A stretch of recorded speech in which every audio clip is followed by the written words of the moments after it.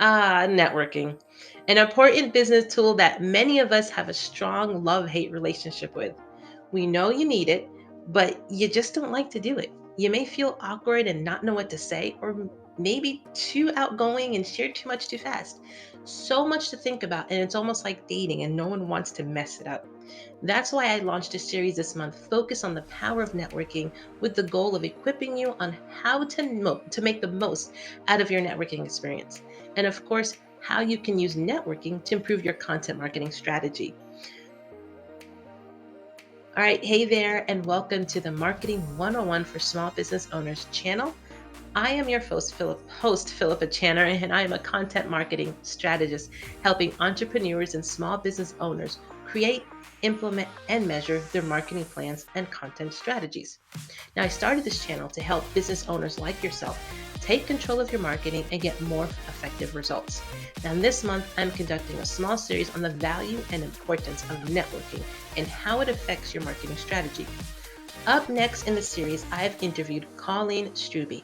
Colleen, by all accounts, is a certified networking diva. She is the creator and founder of Connect, Develop, Succeed, the follow-up fortune finder, and a relationship marketing strategist and master connector. She is using her wisdom and methods that she's learned over the years to help small businesses and entrepreneurs improve their networking. She also helps them make more money by building authentic relationships and staying top of mind with their prospects and clients. Her signature program, the Fall in Love with Follow-Up Experience, is a fun, supportive way to learn how to take follow-up off the back burner, use technology to plan with ease, and start connecting to strengthen your bottom line. You will learn more about this program at the end of today's interview. But enough talking, let's get to the interview. I'm so excited to introduce you to her. All right. So, wow. Thanks so much, Colleen, for being with us here. And I recently heard that you have, in your lifetime, attended over 5,500 different networking events. Is that true? Yeah. So thanks so much for having me here. Yeah, it's been a long time. It take me. So I've been networking for over 20 years. And, there were days that I was going to a morning group, a lunch group, a happy hour, Wow. and now that we can do virtual, I feel like I'm doing it all the time. Everyone's probably on, we go from call to call to call now, where at least before we had some drive time in between. So Yes. yeah, looking back, and I was like, oh yeah, I started adding it up. I was like, that's a lot, but it's what I love to do. So That is a lot. And I can imagine that's a lot of people. I would love to know one day, if you can take the time to do it, how many people you've met, like how many oh yeah, meetings, but I can imagine the people are just tens of multiply that. thousands of people, Yes. so over the different types of networking, different types of group. And that's one of the things I love is like, if I hadn't started networking and doing that, all these people that I've now know and have met, because that's pretty much how I meet people, is through networking. So Yes. it's amazing. Yes. Now I do a lot of international networking. So now it's That is awesome. even doing more of like amazing stuff across, not only the States and US and Canada, but now international. So That is awesome. I know a few of the virtual networking events that I've attended. I'm always shocked when I see like, oh, somebody's in Canada, somebody's in London. I'm like, that's awesome. But it's like, just thinking about that, like we're reaching and connecting with people all over the world. I think that is so awesome. yes. All right, so I can imagine you have tons of experience then with networking. So what started this passion, to begin and really get into this whole networking world? Well, so I was saying 20 years ago, it was actually 9/11, 2001. That Wow. 9/11, I had walked into a networking meeting at 7:30 in the morning. And when I came out at 9 o'clock, the world was changing. And Yes. I felt like the next week, I just felt compelled to go back to that group. It was like, I knew everybody there was okay, but there was just something that said, go back. And Yeah. that's kind of where I felt, looking back now, like the journey where I took the right side road instead of going to the left side road. Because I was in IT, was my background, and I was doing stuff, but I knew I wanted to. I was already starting to. I had my own little business that I was doing, and I'm like, I need more customers, and the way you do that is start networking and Yeah. getting out there, and that's what I did. And so yeah, I feel like that's like that pivotal point that you look and go, oh wow, that's where I went, right instead of left. But then just not too long ago, when working with various coaches and stuff, I realized that I've always been a networker. I've Mm, always, even back to high school and things like that. At one point I kept saying like, I never felt like I was part of a group. I always felt like a little bit of an outsider in all the groups. And when working through that and realizing the reason I'm outside is because I'm typically the hub. I'm the one in the mm, middle where I'm connecting people to various groups. So, yeah. and that fell into when I was doing IT work and stuff, where, I ran an IT department. So I had to interface and interact with people who are on the shop floor. It was a manufacturing company, figure out what they need and how they needed it. And then go to the people in the boardroom and explain, here's what's happening. Here's what we need to do, and coordinate between the two, be that conduit between them. So looking back, I'm like, I've always been networking. It's just been Yeah. a natural thing of doing and being such an includer. I always want to make sure people are included. So it's just like a natural fit. Okay, so you said two things right now that I really want to talk about, that wasn't really planned. But first was, that response you had after 9/11 of reconnecting with the people you were Mhm. with and checking in with them, seeing how they're doing, and just kind of continuing that relationship. Like, that is powerful. And I think that's one side of networking that is Yeah. lacking and could be done better. And then kind of continuing that is really your perspective of networking. A lot of people, when they think of networking, then they hear it, and the way they approach it is, I'm going to go meet people that I can potentially sell to. Right. Not necessarily I can be a person that's going to connect people together. I can maybe connect to other people. They're more of thinking, okay, what am I going to get out of it? Right. And I think, again, that's kind of very similar of, the after effect of the networking experience. And so I can imagine, yeah, you're seeing that missing piece of Mhm. marketing or of networking, where people are going in it, who can I meet, Right. who can buy from me.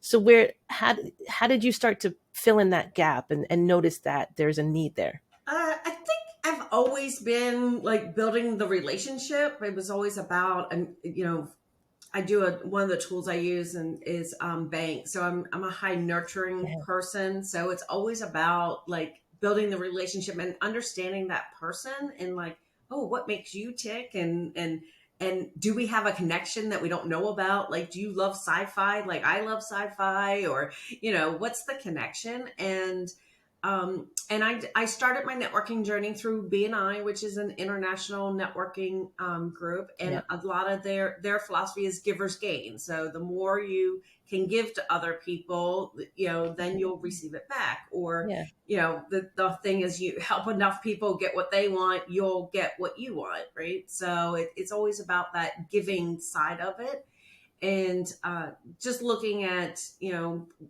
that missing piece. Like I would, and I think a lot of people, most people don't want to feel salesy, right? So they Yes. don't want to be salesy, but then they approach networking salesy, Yes. and they're like, "Oh, well, I just want to tell you about what I do and what I have to offer," and get on one-to-one calls and pitch it the whole time, Yep. right? And it's like, no, like so it was. I think it was, and it grows, right? I mean, and people, a lot of times people come in because I tend to work with entrepreneurs, solopreneurs, people in network marketing, Hmm. those people who, networking is how they're going to build their business, or they're going to Yeah. build their, by networking, they're getting the clients to increase their pay, right? Yeah. Whether that's commission or their business. And sometimes they're taught like, here's what you do. People who are within 3 feet of you, they're fair game. And I'm like, no, not in networking. Don't go in and pitch the opportunity. A lot of, so many people go in and pitch the opportunity, and it's like, build a relationship first. And, it Yeah. all, I tell people it all comes down to the know, like, trust, and remember factor. Yes. So, and that remember factor is the part of building the relationship, doing your follow up, and really do that. So, I love that. I feel like there's a few different networking opportunities that I've had, not necessarily one on one, but where, we were in front of a group and I was asked to share something other than my business, something mhm. about my personal life so people can get to know me better. And I really like that.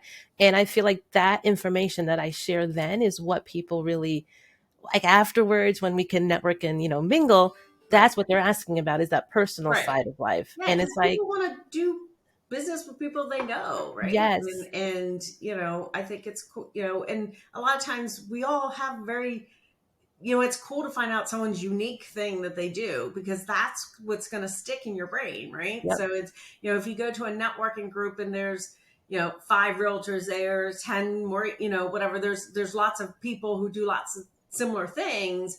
What's that thing that's going to make you be unique and stand out? And, yes, and that's the thing that triggers in their mind when they see you, right? yep. So, but then they also remember what you do, right, at the same Yes. time. So, Yeah, I love that. I feel like, yeah, when I go to one-on-one networking opportunities, I want to focus on getting to know the person better. I feel like if by the end of the conversation I didn't at least pitch myself a little bit at the end, mhm. then maybe I missed an opportunity. But I Right, want majority of the conversation to be, tell me about yourself. How did you get the passion to start your job?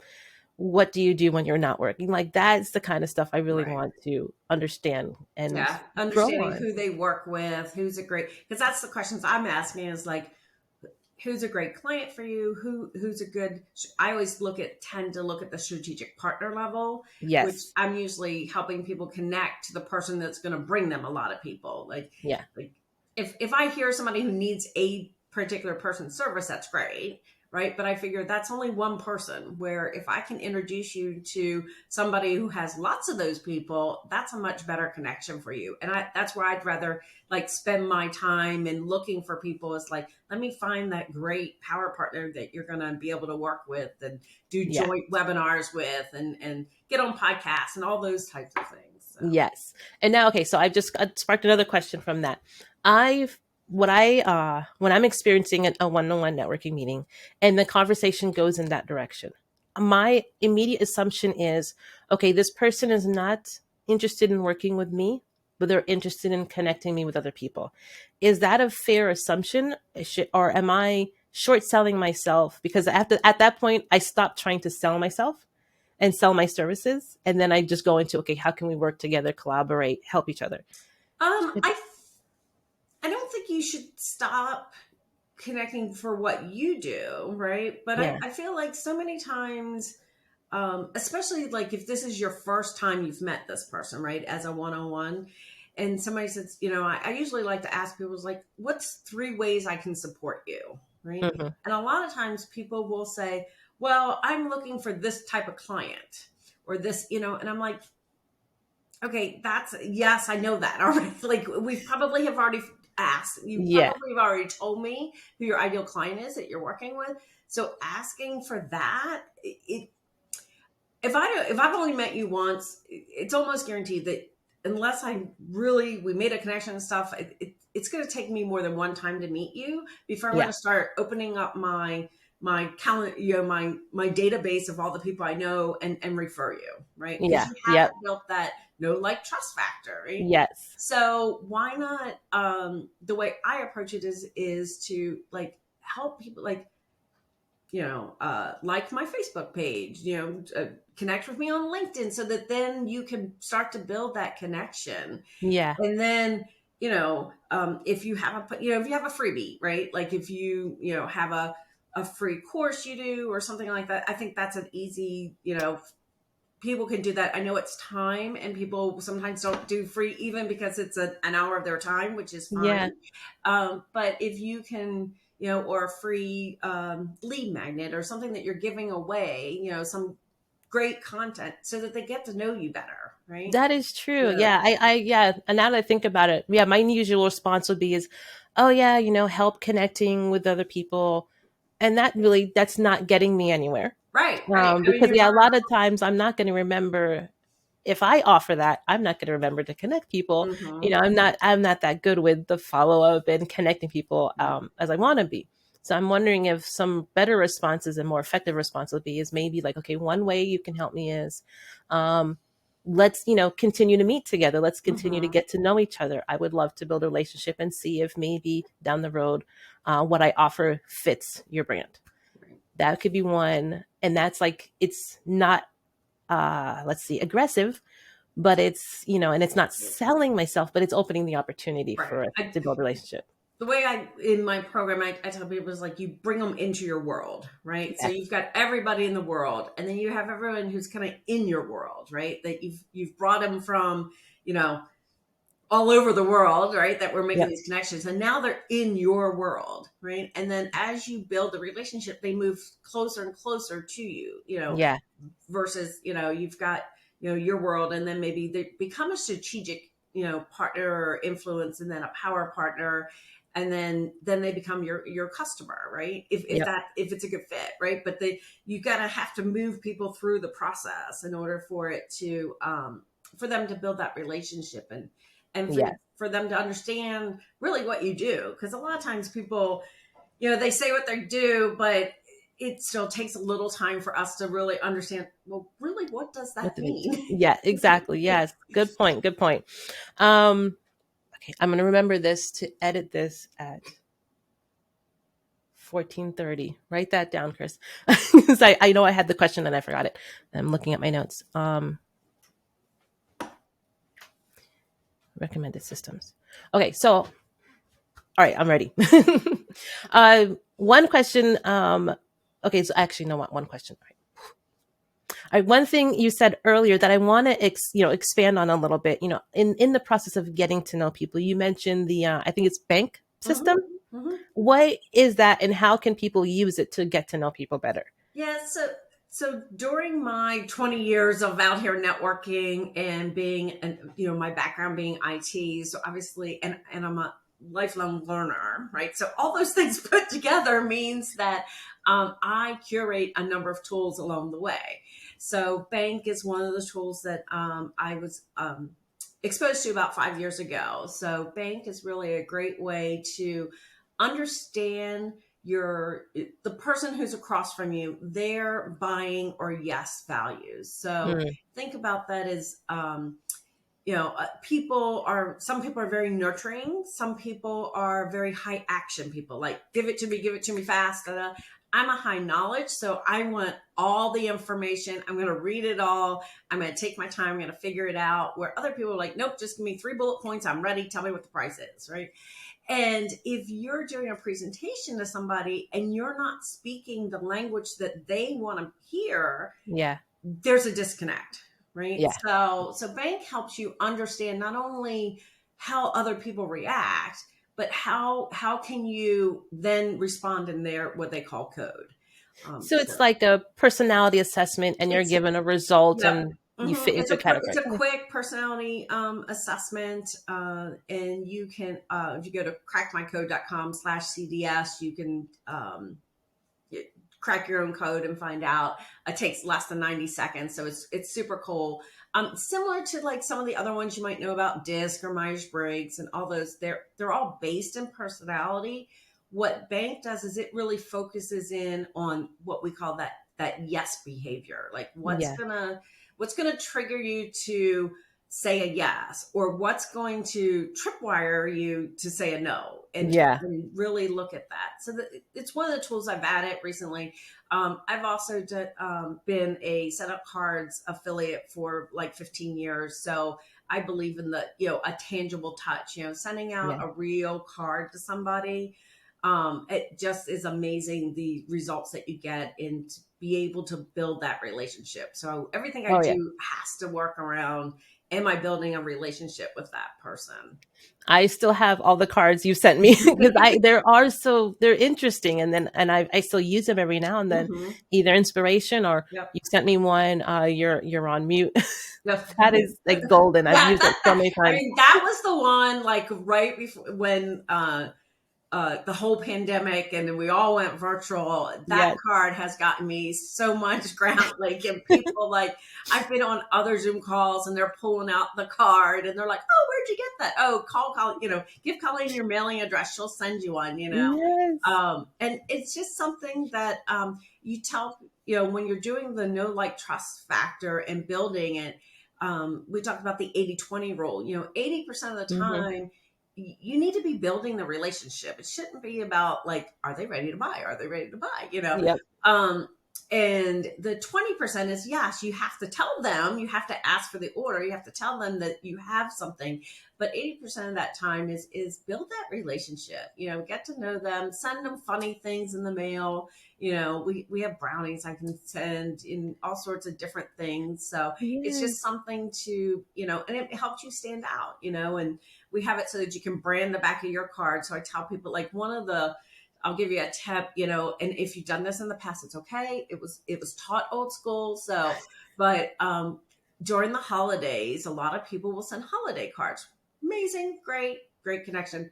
But then they put their business card inside.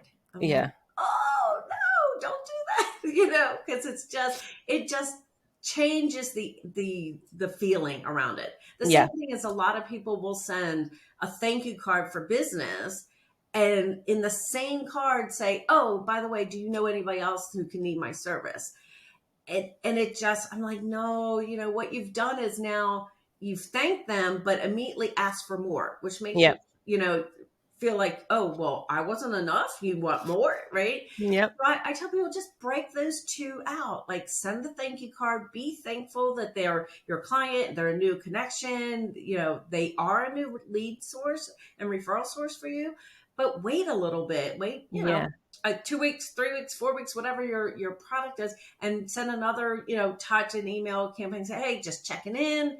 How's everything going? I would love to support you and your family. Do you know anyone else that Yes. needs my That support? makes, Because then you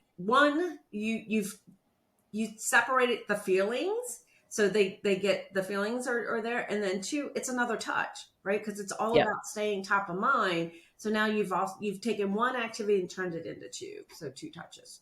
That makes a lot of sense. I love that. And yeah, I too, like, I'm guilty of doing that. And I can see how it can definitely just completely, like, destroy the emotion you're trying to Yeah. set. So Like, I agree. it's a fine line because they always say, ask for the referral when they're at their high, of, Yeah. yeah, you just did a great job.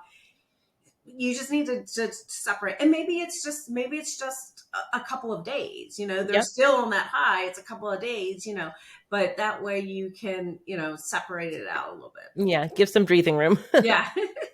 And now, and one more thing for the bank code. I really Mhm. like that. And I want to start using it. So let me understand your strategy. So you meet somebody in a networking event, and then you say, hey, I would love to talk to you further. Let's schedule one on one. Mhm. At that point, is that when you send them the bank code, or do you wait till after you talk to them? I when you schedule an appointment, and if you go to my Calendly/Colleen Strube, when you schedule an appointment, it will say there, I would love to get to know you more. Click here to do your bank code. So that Okay. way, so it helps me understand who you are before we even start talking. Okay. Yeah. So Um, that makes so sense. Yeah. that's one way to do it. We also have an AI tool where you can um, look at their LinkedIn profile, and it will scan their LinkedIn profile and give you an idea of who they are based on that. Oh, okay. And then there's a lot of other tips and tricks that you can do to kind of understand, like, oh, that person, especially when we get back into personal networking and we're actually in person, Yeah. a lot of times you'll be able to tell the way people interact. Are they a strong handshake? Are they kind of Mm, all over the place, like an action person? Are they in the corner? Are they all huggy? So there's some clues that will clue you in on that. But yeah, the actual program, and like I said, it takes 90 seconds. So a lot of times, yeah. people who are using this tool will send it to people, before they meet, as they're doing it. And it's not just information for me in the sense, when you do it, you get a 26-page report to understand all this information, and how you can interact. So, and it's not just for business, which is cool because, Yeah. you can do that. And I've coded all my family, like one Thanksgiving, I like handed out the report and cards and stuff and said, okay, everybody do this. And it just reconfirmed like, oh, that's where they do that. That's Yeah. why they, and especially if you're in a relationship where you're kind of opposite codes and you have that, it gives you that understanding. So you're like, oh, okay, this is why he does this, because that's how he is. That's how he's Yeah. programmed. I can understand that, accept it for that, and then how do we work around it, or work with it? So Yes, yeah, that's that's cool. perfect. Okay, great. And I know you have an awesome system, Fall in Love with Follow Up. Yes, Tell me about that and how people can take advantage of that. sure. So if you were like me, like although I was like the networking queen, and people would call me the follow up queen, like I never owned it in that sense, like Mm, because in the past, every time I said the word follow up, like I just got this heavy weight on me. I felt like I was carrying the backpack full of rocks. That it's just like, oh my God, like I don't know what to say to somebody. I don't know when to do it. It was just, it was all salesy, because and I think that's what happened to me is like when I heard the word follow up, it was, oh, I'm following up to see if they want to buy. Right. And yeah. that wasn't Yeah. what I wanted to do. I want to follow up to build a relationship. And I was talking with someone, a business partner and coach, and we were talking about it, and we were like, I just need to fall in love with this process. And like, it just like the light bulbs went off and everything. And it was like, oh my God, like really, if you just fall in love with the process of it, not so much the outcome, but the process of doing it and building and understanding. I tell people when you hear follow up now, think I'm building the connection. I'm building the relationship. Don't think, I have to sell them. That's Yeah. not feel like this is just the next step, to build the relationship. And if you look at the statistics, it takes people, 8 to 12 times and touches before they're even ready to buy. And Yeah. now with everything, all the information we have now and everything online, and I think it's even more than that because we're just bombarded with so much information. People just get overwhelmed. Yep. So it's like, it's just that next little step that you're doing, and it's a different thing. So we created the Fall in Love with Follow Up because the other piece of it is, although I'm like such a learner, I found that I was falling in the trap of not implementing. So I would learn the process. I would know exactly what to do, but I wasn't doing it. Yep. And I find that a lot of people fall into that. So we create the program so that you will actually get your follow up done. So I tell people, you need to do your follow up anyway. Just come do it with us. Okay. And we meet daily. It's on a Zoom call. You have other people there that will support you. We do a little bit of Nice. masterminding education in the beginning of the hour. So if you have a question, like here's this email I'm thinking about sending. What do you guys think? You get some masterminding, and then the second half of the hour, we are actually getting the follow up done. So you're going out to social media, you're posting, you're commenting, you're asking for connections, you're doing your one-to-one calls, you're getting booked on people's calendars, you're sending an invite to somebody to book on your calendar, you're doing Yeah. all that during the time. And then personal touch. So we always bring in the personal touch of, send a text, send an email, send a card, a direct message, all of that. So, and then we also look at, because I think another area that people may fall short in is that they're not following up with everyone in their world. Hmm. So they might be great at following up with their customers, or maybe they're great at following up with their power partners, but they miss all the other great opportunities, the strategic, the people who are like more of an influence in their life or their Yeah. community, like, your friends, your family, your people you went to high school with, they don't let them know what's going on in their world. So we make sure that we gather, we touch all those during the week, and then we look at different ways to, so we look at social media, we look at personal touch, the one-to-ones, and like when we meet people at events and networking events. So we kind of cover it all. Okay. And I can take it. Well, I'm going to ask too about, I guess, systems, and maybe this is part of your fall in love with follow up. And don't sell secrets if you don't want to. But I can imagine then, as we're networking and we're talking to people and we're getting to know them. Let's say we got that one on one, and we're getting to do the right thing, and we're not Mhm. just selling ourselves. We're getting to know them and how they work. Should we be, like, I don't know, taking notes somewhere maybe, so that way in the future when we reconnect, we have, like, we remember, okay, oh yeah, Right. they did this, or they said this, they live here. Like, Yeah. should we be taking notes as we're meeting? Yeah, and I felt like that was like my superpower is when I would go out networking. I could remember, like, oh yeah, we met at the Green Turtle. It was an MBX event. It was this, and this is what you do. And but now that we all meet in these little square boxes, Yep. it's a little harder because there's not so many data points for the brain to connect to. Yeah. So typically having a system to do that. So whether that's a CRM system that we can work with, we're actually creating a Trello board now Oh, for people in nice. the, to make it a little, it doesn't need to be a full blown CRM, but it's a Trello board that you can go back, so that week after week, you can go back and say, okay, this is my power partner. I connected. Here's what we talked about. And now next week, when it's Power Partner Day, you can go right to that column to be able to say, okay, here's who I need to talk to, and so. Yes. And then you can Oh, that's also, awesome. yeah, you can also add, like, throughout the week. It's like, oh, I want to follow up, and I'll just put it there, because so many times people think about it, but then they don't put it on the calendar to actually do it. So, Yes. Many times I'm like, I'm driving or I'm cooking, and I'm like, oh, I need to do this. And mhm. then 4 days later, Yeah. didn't I say I was going to do this? It's gone. Yeah. So, and the oh, I just lost what it was.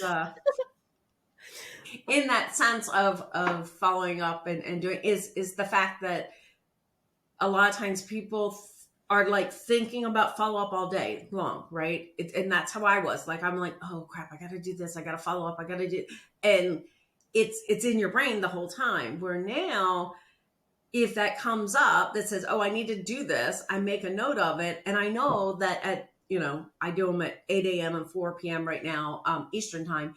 I know at that time is when I can do it, right? So Yeah. then it frees up your brain to think about the other stuff you should be thinking about. So, Yes. That is awesome. All right. So how can people get involved with Follow Up with Follow Up, or just with you?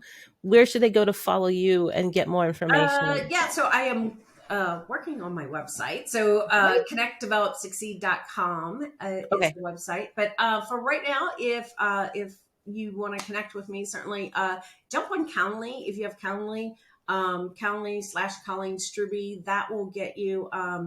I do 20-minute consultations if anyone's interested in that. You Yeah. can also sign up for the 2-week free trial of Fall in Love with Follow Up. It's we don't even take your credit card at that point. We just say, come, you need to do your follow up, come do it with us. See if you like it. The community, I guarantee you will get results, because you're going to be doing it, and you Yeah. will get results in doing that. I also do a strategic connection hours where we give the they're smaller. No, they're not. I mean, it's networking, but it's kind of mastermind networking, because I'm all about Mm. helping people support each other. So, so you can come and we get to learn about you. You get to tell us where you need support, and we can then look at ways for each people's support. I mean, we've been on calls before where people, oh, I need you, I need you. Oh, and the business happens right there. So, Yes. and It and they sounds can a do lot it like right a on the business support group. yeah. So, and it's something that it's just you can just come when you want to. It's not a membership. It's not anything. The strategic connection hours. It's really a way for me to have lots of one-to-ones all at one time. Yeah. Because I was like, oh, I need to meet more people, or I love to meet more people. So that's the way I thought, well, how can I meet more people? Ooh, let's just put them all together. And then Yeah. it also helps be able to facilitate the connection between them. Oh, awesome. I really appreciate your time, Colleen. I think a lot of Thank you so people much. have just got a lot of stuff to think about, to really rethink how they're networking and how they're approaching the different people that they connect with. So this is great. Do you have any last tips you want to give somebody for the next networking event they have? Uh, no, just I think the thing is just go in, be yourself, right? Everybody else is there to be themselves and do it, and just realize that you're there to build the connections. And in that, I always say connections are key. I Yes. had a great time speaking with Colleen. Her perspective on valuing the follow up is certainly insightful. I can imagine many people feel that the most important part is getting out there and meeting people, but I totally get it. Neglecting the follow up afterwards makes the time spent networking completely pointless. The point here is building meaningful relationships and partnerships with the people you meet. If you need help designing a strong follow up marketing strategy to make the most of the time you spend networking, I would love to meet with you. Everyone has a free hour session with me on a marketing topic of their choice. So pick your time now so we can get started. And in the meantime, be sure to connect with Colleen and try out her Fall in Love with Follow Up program. As she mentioned, everyone gets 2 free weeks to test it out. Thanks for listening, and be sure to subscribe to our channel. And if you have any questions or want to leave us a review, that would be great. Have a great week, and see you again next week.